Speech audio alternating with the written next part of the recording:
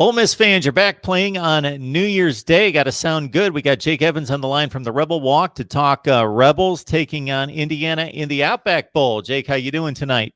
Pretty good, Mark. Happy New Year. Happy New Year to you as well. And again, I just asked the question a couple minutes ago because I was thinking back to the last time the Rebels played and won a bowl game was, in New Orleans at the Sugar Bowl. Good night against Oklahoma State with the SEC #1 seed, other than the teams going to the playoffs, being able to get into that Sugar Bowl game for the first time for the Rebels in a long, long time since I believe the Archie Manning days, and really putting it on the Cowboys. Yeah, that was a great day. And then we alluded to the fact that the year before that, things were not very good. That Peach Bowl, that was an ugly game. Sugar Bowl, thankfully, was a much better day. I was at both of those, and I mean that is the polar opposite of college football games right there for you. But yeah, it's good to be back in a bowl game, especially something right around New Year's. Playing in what I consider a legitimate bowl, not one of the Bad Boy Mowers Bowl or something like that. But yeah, this is kind of a good cap for the end of the season for the Rebels. Obviously they're 4-5, and some people would say they don't deserve to be in a bowl, but I'm excited to see them. That Lane Kiffin's been exciting the whole year with this offense and everything, and there's a lot of reason for Ole Miss fans to be optimistic. And so this is going to be a great test at the end of the season. This Indiana team, like we were talking about, this is a good team. Their only loss comes against Ohio State, who's in the playoff right now. And, they play them in a one-score game. Granted, they were behind for most of that game, but they play a one-score game against, a top 4 team. So, this is going to be a good chance for the Rebs here. I'm keeping my fingers crossed because I think Indiana's a pretty good team. Yeah, with all the strange names of bowl games out there, as you mentioned, this is one we can get behind, and has been long entrenched with the SEC taking on the Big Ten every year in that conference rivalry. So with the Rebels, the way things finished off this season, and just looking at the personnel since the last time they were on the field, what are the comings and goings and the rumors about who's going to play, who's not going to play, and how does the depth chart look? Well, so before the LSU game, Elijah Moore and Kenny Yeboah both opted out. Those are 2 huge blows. I mean, maybe the 2 biggest blows we could have besides Matt Corral. Elijah Moore just was named an AP first-team All-American, had a 1,000-yard receiving season in only, I guess, 8 games. Was far and away the best piece on that offense. And so he opted out, didn't play against LSU. Neither did Kenny Yeboah. However, the Rebs still managed to put up numbers like they always do, which is, should be a confidence booster for Ole Miss that, all hope is not lost just because they're gone. But yeah, with that though, we're kind of in a weird situation right now. Lane Kiffin the other day alluded to the fact that there might be a handful of guys that are kind of on the fence about whether or not to play. And they haven't released any names on that, which I'm glad, because people are awful on the internet. So I couldn't imagine what would happen if those names had hit the internet. But yeah, so I'm just kind of putting those to the side for now. Kiffin sounded a little more optimistic today about that. But yeah, so as it goes, as far as injury, the 2 big ones that are really going to hurt us if they don't end up being able to play are Braylon Sanders and Jerry Neely. Both of them are dealing with ankle injuries. Both of them were out for that LSU game or played and left that game. And so, that Braylon Sanders is essentially, the next receiver in line behind Elijah Moore. So that would be a big blow if he's not able to be there. Jerry Neely, he's a guy who averages somewhere around 130 all-purpose yards a game. He's a fantastic piece on that Ole Miss offense, returns kicks, runs the ball, and can catch out of the backfield too. And so if he's not able to play, that's another big blow. So right now there's a whole lot of what ifs. There's not a whole lot of certainty, with the exception of Elijah Moore and Kenny Yeboah. But if we play with everybody else that can play, we should be in good shape. However, there's, with those injuries, like I said, this offense could take a few hits, which was, is the last thing we need right now. Talking Ole Miss football, with the Rebels lining up against Indiana from the Big Ten, the Hoosiers having their best season in a long, long time. They actually lined up against Tennessee this time last year, played a really good game, had a 13-point lead in the fourth quarter. The Vols came back, and that was a 1-point, 31-30 game in the Gator Bowl against Tennessee. Indiana hasn't won a bowl game since 1991, so they're going to be hungry, and they feel like they've been a little bit dismissed and disrespected, despite winning all their games, besides the one that you mentioned against the Buckeyes. How did the Rebel fan base feel about playing on New Year's Day? Well, I mean, like I said, we're excited. This is, obviously 4-5 is not what anybody wants, as the record, and, worst case scenario, I guess 4-6. But, realistically, where we are right now, Ole Miss fans should be optimistic. We should be very happy with where we are right now. We alluded to the fact that the last time we were anywhere near a bowl game was 2015. And, after that, it went off a cliff quick. And so, the fact that we're already back in theoretically a New Year's Six games here, just 5 years later, that's a big accomplishment. Lane Kiffin's he's brought a lot of excitement back to the program. People want to come play for him. He just pulled in a fantastic recruiting class, much better than most people would have expected in year one. And so, the feeling I think is that while Indiana might stomp us on the second, I like where we are as a program. This is you never expect I say you should never really judge a coach and should never be upset by year one. Year 2 and 3, maybe down the road is when you can start to kind of kick it. But I think year one, where we are, I think we're ahead of schedule. I think Kiffin's doing a great job with this team and this program. The fan base loves him. It's more excitement than we've had in Oxford since we were in that Sugar Bowl. And so, overall, I'd say people are pleased. Obviously, we would like to get to 5-5 instead of 4-6. But the fact that we're playing in a New Year's Six bowl this quick after the last handful of years is a good accomplishment. And I think Vegas is actually showing some respect considering the opponent. It's only like a 6 or 6.5 point spread. Yeah. So I was looking earlier. I've seen it anywhere from 6 to 7.5, maybe up to 8. I would think that has to do more with the fact that Ole Miss can score a lot of points. I think that they expect Indiana to keep up with Ole Miss and probably stop us maybe 2-3 times. Hopefully it's not a turnover because those tend to come in bundles of 5 or 6 for the Rebels. But yeah, Ole Miss can score with anybody. Like I said, even without their top 2 receiving threats in Death Valley against LSU, they still managed to put up I can't even remember the final score, but they managed to put up an incredible amount of points and offensive production. And so, it was kind of just a next man up type of situation. And so, I'm excited for it. I think we've got a good shot here to score a lot of points. We need a turnover or 2, maybe a handful of punts to keep this thing close. But we can score with the best of them. I think we've proved it this year. Just to detail the guys that are missing, Jerrion Ely, 745 yards rushing, 5.1 per carry, 9 touchdowns. And Elijah Moore, that's just crazy. 86 catches in 8 games. Think about this, folks. If you follow college football stats, if he plays a full season, 12 games, then goes and plays in a bowl game, he's playing 13 games. At that rate, he's catching like 145 passes in a season. Yeah. Well, and the crazy thing, too, is that he broke the Ole Miss single season record for receptions. Guy by the name of A.J. Brown, and he did it in 8 games. I mean, he didn't even need a full season to do it, and that was no small feat that A.J. Brown put up. That was no small number that A.J. Brown put up a couple of years ago.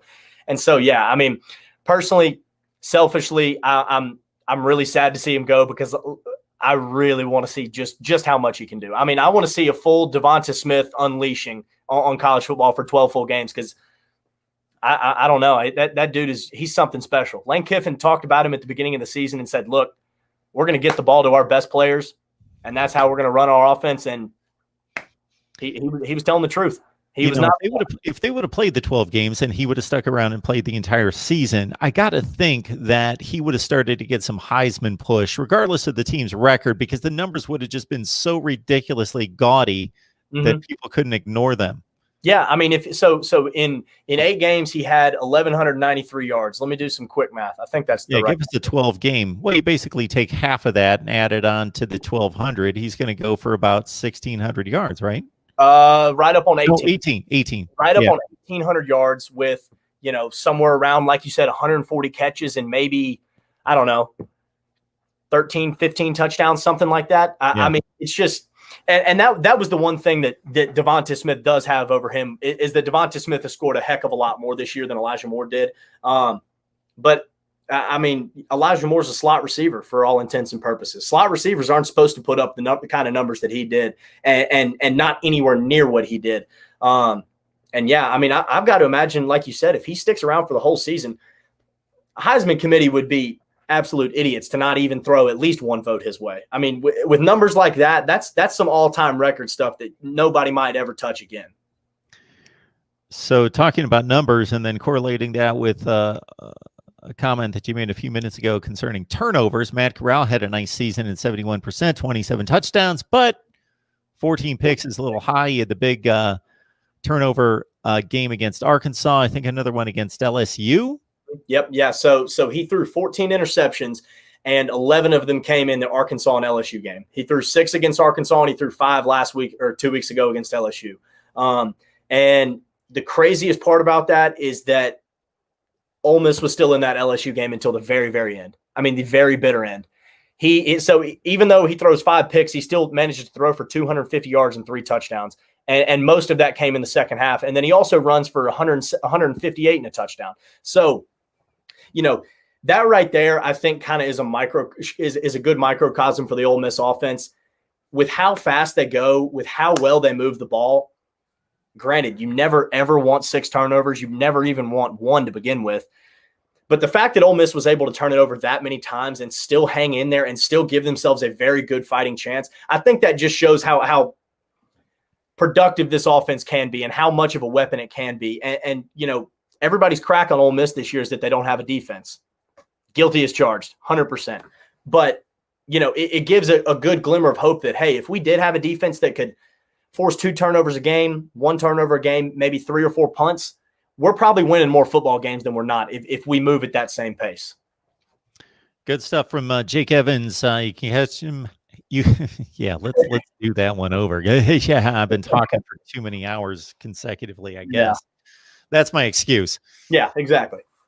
You can catch Jake Evans on the rebelwalk.com for Ole Miss sports coverage across the board. Of course, we're talking football, but if you love Ole Miss, dive in right there across the board. We're in the middle of basketball season as well.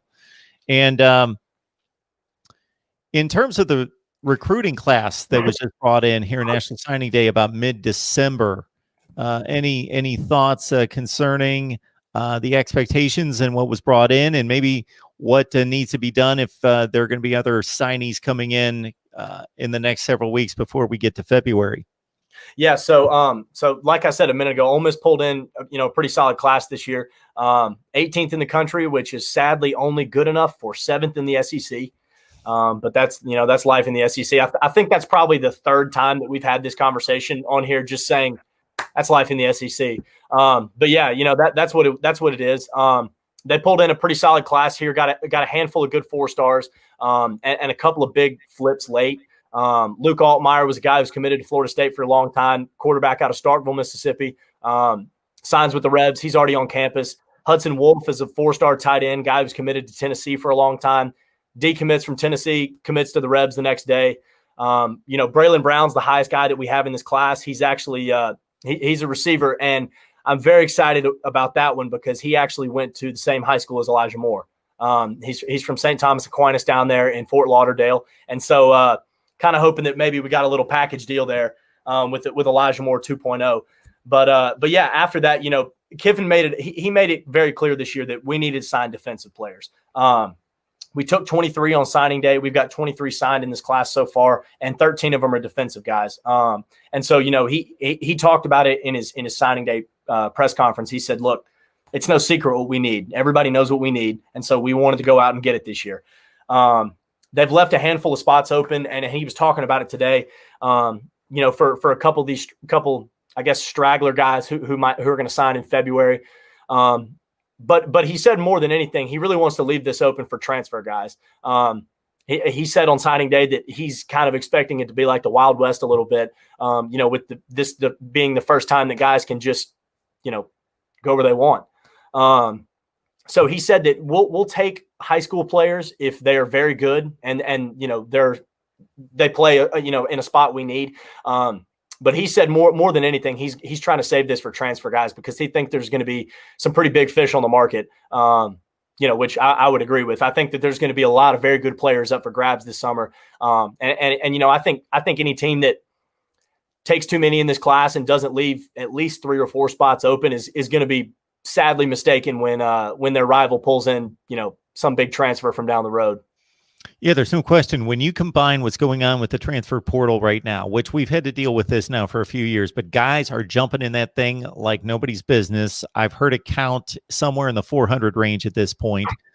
And then combine that with the ability that players have because of 2020 to come back. And so there's going to be this huge roster management that's going to have to be pulled off by these coaching staffs to figure, okay, we got 28 seniors and we got to figure out how many of them are going to come back. Okay, 21 are going to come back. Oh, we thought it was going to be 18 or whatever the figure is. Right. And then in terms of getting into the transfer portal and just knowing Lane Kiffin, his aggressiveness, his personality, his street cred, I would think that he's going to be successful in the transfer portal. I would think so too. I mean, the whole month of December was really when all of this came together, when this whole class came together. Right around the end of Thanksgiving, the Rebels were sitting somewhere in the upper 60s, I think. Pretty low, pretty bottom of the SEC.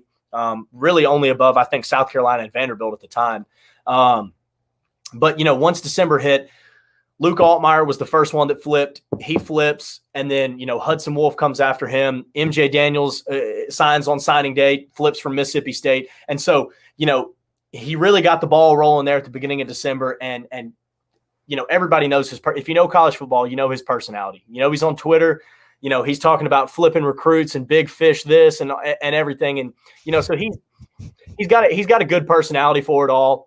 There's a lot of kids that just like that excitement. I mean, personally, if I was a recruit right now, I would love to be getting attention from Lane Kiffin because that guy right there seems to be, he seems to be, like I've said before, rolling on all cylinders. I mean, he's done a lot more in 1 year than we would have expected for this program. I think with this, it's kind of almost just like NFL free agency to an extent. I mean, these guys literally will just get to go as they please. And it's basically going to be who can give them the best sales pitch, who's going to offer them time to play, a good coaching staff to learn under, et cetera. Especially if you're if you're an offensive guy, look at the tape. It tells you everything you need to know. This is what you're coming to. This is the offense that you're going to come operate in. You either like it or you don't. If you don't like it, go somewhere else. When it comes to defensive players, it's the same story. Look at the tape. Look how bad we are. You can play immediately. You can play immediately in the SEC for as many years of eligibility as you have left. That's the sales pitch right there. I mean, and so, Lane Kiffin's got a lot. He's got a lot of good things about him. I think that his personality and the way he is fits really well with, just transfer portal, recruiting, everything. I think it works well for him. So, yeah, I'm really excited for what he's going to have coming down the pike here in a little while. We always enjoy the conversation with Jake Evans. Join him on the rebelwalk.com. Again, you can catch him and the rest of the staff covering Ole Miss athletics. We talk football here, but take the deep dive on the Rebels start to finish. Jake, always appreciate the conversation. Once again, Happy New Year. Good to see you. Mark, Happy New Year to you. See you soon.